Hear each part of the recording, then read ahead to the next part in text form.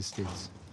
Thank you, Mr. President, and thank you, Undersecretary General Rosemary DiCarlo, for your briefing, and I welcome the participation of the Secretary of State of Poland. On September 10th, Russian military drones violated the airspace of Poland, a NATO member. The United States stands by our NATO allies in the face of these alarming airspace violations. The United States is consulting with Poland and our other NATO allies under Article 4 of the North Atlantic Treaty. And rest assured, we will defend every inch of NATO territory. This incident does not help the extraordinary efforts that the United States has undertaken in recent weeks to broker an end to the war. Since the Alaska summit between President Trump and President Putin on August 15th, Russia has intensified its bombing campaign against Ukraine, resulting in loss of life and damage to civilian infrastructure. These actions, now with the addition of violating the airspace of a U.S. ally, intentionally or otherwise, show immense disrespect for good faith U.S. efforts to bring an end to this conflict. We urge Russia to renew and live up to its commitment to diplomacy by seeking an immediate end to hostilities through direct negotiations with Ukraine. Colleagues, the Russia-Ukraine war needs to end. We cannot risk it escalating into a broader conflict. Russia must demonstrate its seriousness by taking immediate, concrete steps toward peace. I thank you. I thank the representative of the United States for the statement. I now give the floor to the representative of Somali. Thank you, Mr. President. I also thank USG DiCarlo for her comprehensive briefing on developments unfolding in the Eastern European region. The situation continues to be a great concern and carries serious implications for regional stability and international norms. The significant divergence in narratives underscores the urgency of the situation and the critical need for diplomacy and dialogue. The protection of civilian life and critical infrastructure must remain a paramount concern. Such incidents highlight the fragility and volatility in the region. They remind us of the fundamental principle enshrined in the international law and the United Nations Charter. We firmly maintain that there is no military solution to the ongoing war in the region.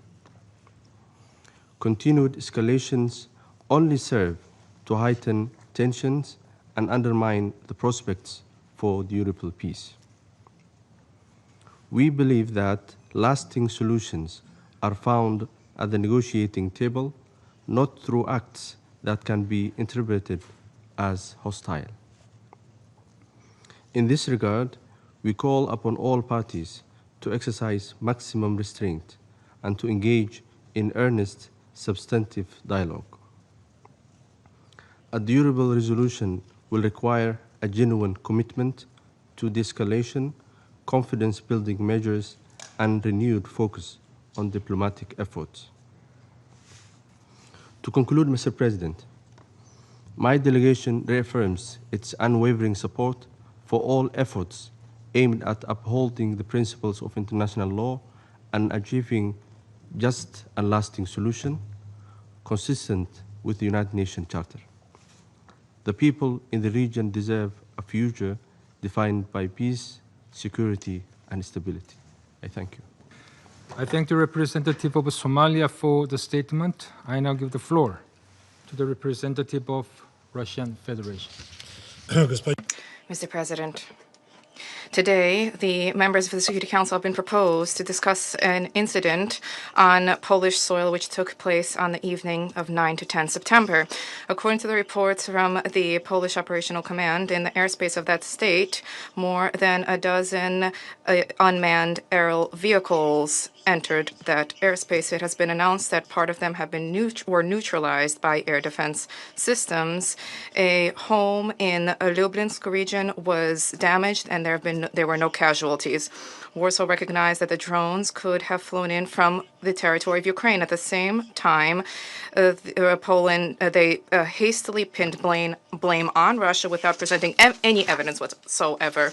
We think it is important to analyze the real magnitude of the consequences of the incident and to compare this with the political clickbait which is being advanced by Polish and other European politicians, as well as to pose additional questions about the versions that have been circulating about what transpired.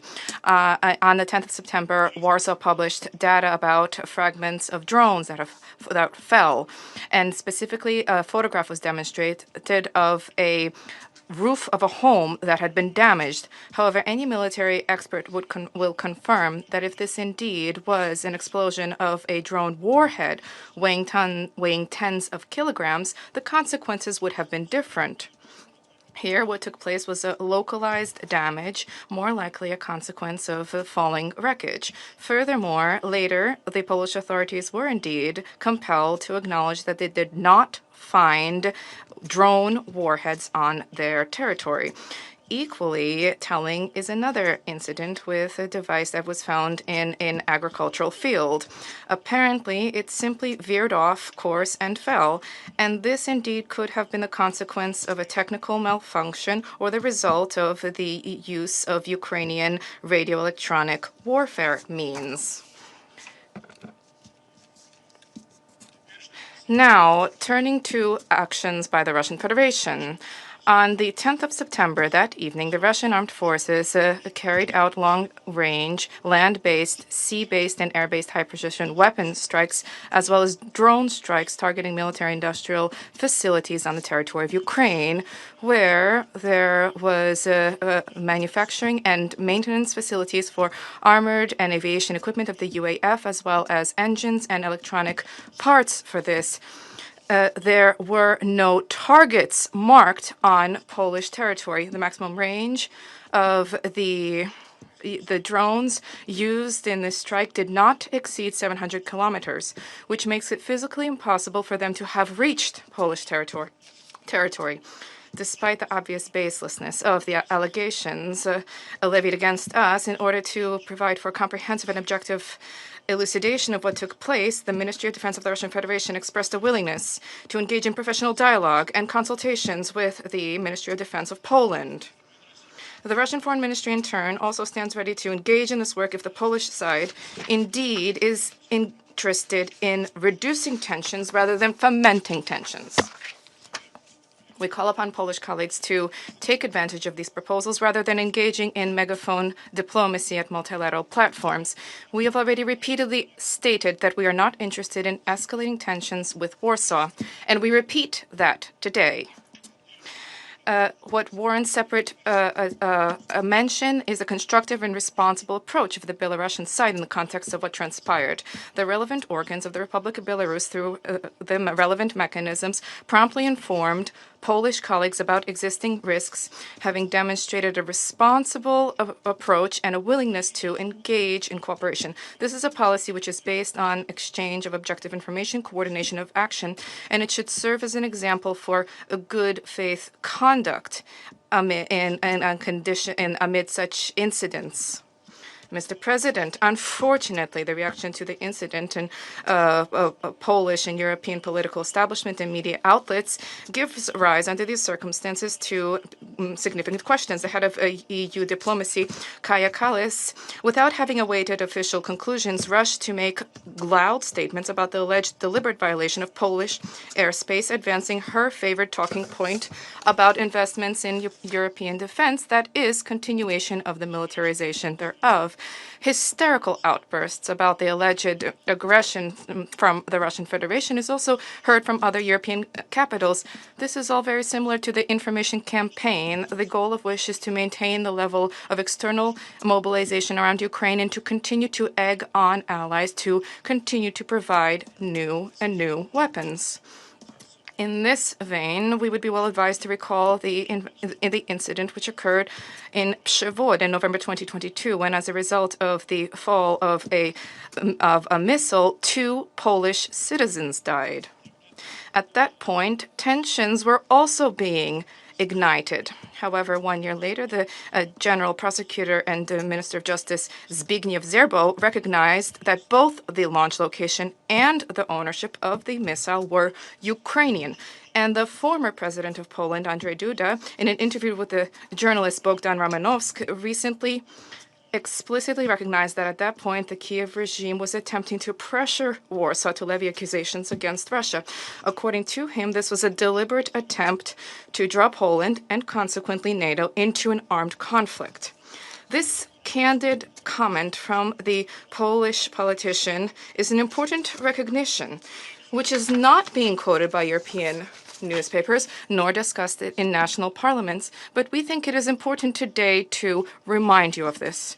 We are talking about a desire of Kiev to at all costs engage in the confrontation with Russia. More and more states. It is no secret that Ukraine has long been consistently attempting to expand the geography of the conflict with no regard for the consequences of such an escalation. The Polish authorities, for all of these years, in an anti-Russian frenzy, were willing to support any, regardless of how criminal, regardless of how reckless, any actions of the Kiev regime, and were eagerly indulging it, hoping to harm the Russian Federation using its hands. Unfortunately, the Polish authorities are not drawing any conclusions, and they're continuing to engage in a policy of escalation in Europe. For example, at the pretext of conducting a joint Russian-Belarusian exercises, the West Zapad 2025, the Polish authorities already announced the closure of the border with Belarus, and they announced the intention to deploy to that area up to 40,000 military personnel. Let us recall that our above-mentioned strategic exercises are defensive in nature. They do not pose any threat for any neighboring country. And the representatives of OSCE countries, including Poland, have been invited to observe them. However, the decision was taken, the border is closed, and the victims of this decision are ordinary citizens whose freedom of movement has been denied. In any conflict, when we are talking about provocations, the key question remains unchanged. Who does this benefit? The response here is obvious. All of this artificially blown up hysteria is beneficial exclusively to the head of the Kiev regime and the European Party of War, who are desperately trying to derail prospects for Ukrainian resolution, which began to take shape as a result of the Russian-US contacts in August. It is evident that Zelensky is now the main opponent to a political resolution of the Ukrainian crisis, which will uncover his illegitimacy. Without the conflict, the justification for the legal vacuum will disappear. This justification, which he is using to cling to power in circumvention of constitutional procedures, even according to the data of Ukrainian sociological centers, Zelensky's ratings are falling precipitously, as is the level of trust in him. In this context, the unabated military actions, hostilities, are a tool for political survival of the Ukrainian regime. Against the backdrop of this, what is becoming clear is the level of despair prompting the Kiev authorities to throw remnants of the people forcibly mobilized into battle, or more accurately, to slaughter, despite the colossal losses and skyrocketing desertion rates. Official data for 2025 shows that more than 140,000 criminal cases have been initiated for soldiers who abandoned their units. The overall figures for desertion since the start of the conflict are nearing 266,000 people. The effective stabbing levels in combat units at 50% is viewed as a success, and the real losses exceeding 15 to 20,000 people per month has long ago outstripped the pace of mobilization. People no longer wish to die for a corrupt leadership which long ago has ceased to represent the interest of society. The head of the UAF, Syrski, recently recognized that Russia has a threefold advantage in manpower and capabilities, and in the main areas has a 4 to 6-fold advantage. This is a frank recognition of failure and essentially an indictment of the current military political policy. And this is precisely why Zelensky today is willing to do anything at all to maintain this conflict in the active phase, even if this may give rise to threats, if this means simulating threats, exaggerating consequences, or, as was the case in Pshevod, manipulating any incident in order to drag NATO countries into the war. What is noteworthy is how easily the head of the Kiev regime recants his own loud statements as soon as they no longer advance his political interests.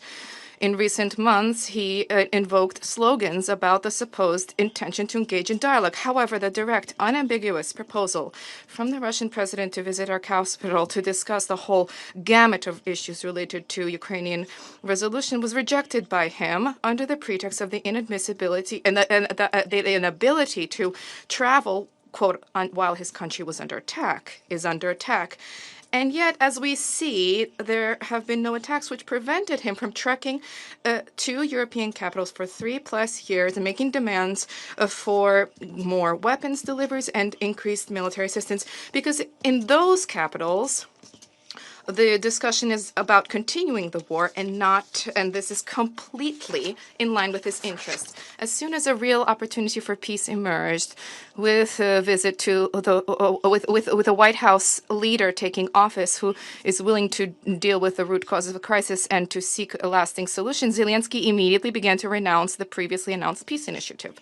This merely bears out what we were pointing to from the very start.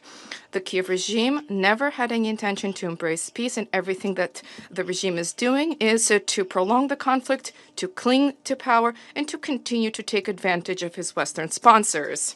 Weapons deliveries, sanctions misadventures, and Brussels propagandistic hysteria do not bring peace any closer, but rather entrenches the illusion in Kiev that they will manage to change the reality. However, it is not possible to change the reality. Every new month of hostilities merely brings the regime closer to collapse and raises the cost of resolution. The Russian Federation remains wedded to a responsible approach. We are open to constructive cooperation with everybody who genuinely is focused on de-escalation and establishment of peace in Europe, not pursuing the conflict for the sake of parochial political advantages. Thank you. I thank the representative of Russian Federation for the statement. I now give the floor to the representative of Pakistan. Thank you, Mr. President. I thank USG Rosemary DiCarlo for her briefing and take note of her remarks. We welcome the presence of Poland's Secretary of State in this meeting. Mr. President, merely a glance at both the contemporary as well as past history is enough to draw a fundamental conclusion about conflicts. Conflicts, especially those continuing for a longer duration, have a greater risk of degenerating into wider conflagration. Given the interconnected nature of our world, the negative externalities from a localized conflict can have far-reaching consequences, impacting not only the regional, but also global security and stability. Mr. President, alongside many of our fellow council members, Pakistan has repeatedly drawn attention to the negative repercussions that the ongoing conflict in Ukraine has had, far beyond its geographical expanse. We have therefore called for the need to bring an end to this conflict. We take note of Poland's letter of 10th September addressed to this council, reporting violations of its airspace. Pakistan is an ardent proponent and adherent of the UN Charter and the principles contained therein. We firmly hold that sovereignty and territorial integrity of all member states is sacrosanct and must be respected. Mr. President, Pakistan remains deeply concerned by the ongoing conflict in Ukraine and the humanitarian tragedy unfolding as a result of it. We have consistently said and repeat once again, military solutions are counterproductive and serve only to sow seeds for future conflicts. We are dismayed by the recent escalation in fighting and note with deep regret that diplomatic efforts to resolve the conflict have, thus far, remained inconclusive and without meaningful progress. Mr. President, Pakistan's position from the very outset has been clear and consistent. We have always called upon the parties to demonstrate restraint, scrupulously adhere to the international humanitarian law, make meaningful strides towards de-escalation, and give primacy to dialogue and diplomacy.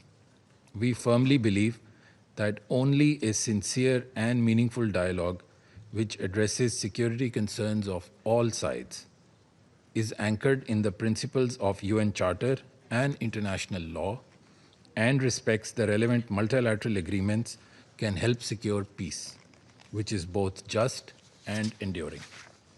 Pakistan stands ready to support all regional and international efforts that pave the way for a peaceful resolution of this conflict. I thank you. I thank the representative of Pakistan for the statement. I now give the floor to the representative of Sierra Leone. Thank you, Mr. President. I also thank USG DiCarlo for her briefing. We welcome the participation of the Secretary of State of Poland in this meeting. Since the onset of this conflict, Sierra Leone has joined the international community in calling for its end, urging the parties to embrace diplomatic negotiations towards a ceasefire that prevents further death and suffering. The conflict has already taken tens of thousands of lives, caused mass displacement, and deprived millions of basic needs. Its destabilizing impact has been felt not only in Europe, but across the world. The recent reports of Russian drones entering airspace of Poland mark an alarming escalation.